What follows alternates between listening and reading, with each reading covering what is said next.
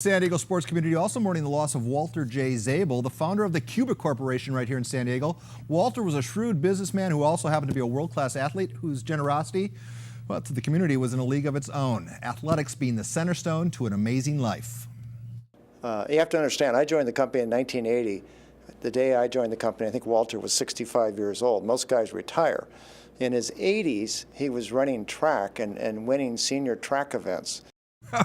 Walter's resume is long and distinguished and includes the items of being a co-founder of the San Diego chapter of the National Football Foundation and College Hall of Fame. His chapter president, our guest tonight, Mr. Brian Fogarty. Brian, welcome to KUSI. Thank you, Paul. Amazing life, amazing man. Reflections, if you would, please. Well, Walter, I met him in 1983 when I came to USD as the football coach, and he's been a friend and a supporter of our foundation for many years and all the way till the end. He was a wonderful man and someone we're going to miss greatly. All right, we don't have enough time to list even half of his achievements. Go ahead, throw the graphic up if you will, guys. Just an amazing story. The man designed missiles, and he also played pro football for the Richmond Arrows, $100 a game. In the interest of full disclosure, I'm on the board of the local chapter of the NFF that was founded by Mr. Zable, presided by Brian. Brian, when you learn Walter's life story, you better understand what the National Football Foundation is all about. Isn't that right? That is. Walter was a student athlete in all the sense that possibly could be. He was a great football player, but also a great student, as is evidenced by how well he's done. Several degrees, a wonderful man, but our mission at the Football Foundation is to honor and to promote amateur football for both character building, academics, and obviously the ability to play football, and that's something he stood for.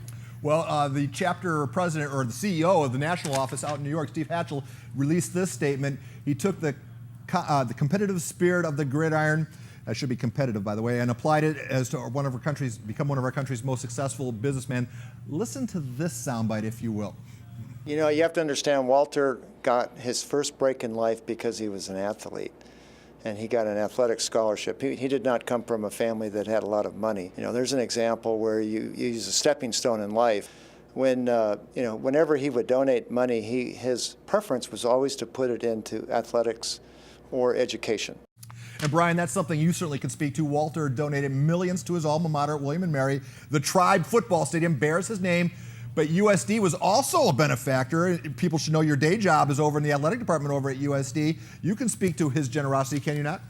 Yes, we can. Again, when I met Walter in '83 as a football coach, he was generous at that time and continued to be until the end. Our football field is named Walter J. Zable Field for his generosity to the university.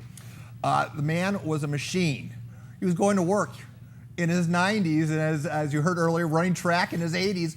When people question the role of athletics and academics, he's kind of the answer to that question, is he not? Well, he's the epitome of a student athlete.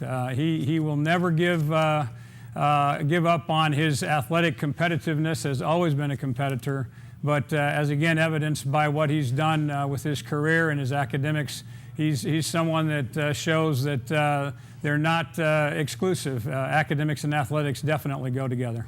All right, I sat with Walter one time in his office, and you can't help but see the picture of his life on his walls. He played golf with presidents, kings, princes, movie stars, but in a roundabout way, you kind of worked for him. I know you disagree with that description, but you know his leadership style. Share it with us.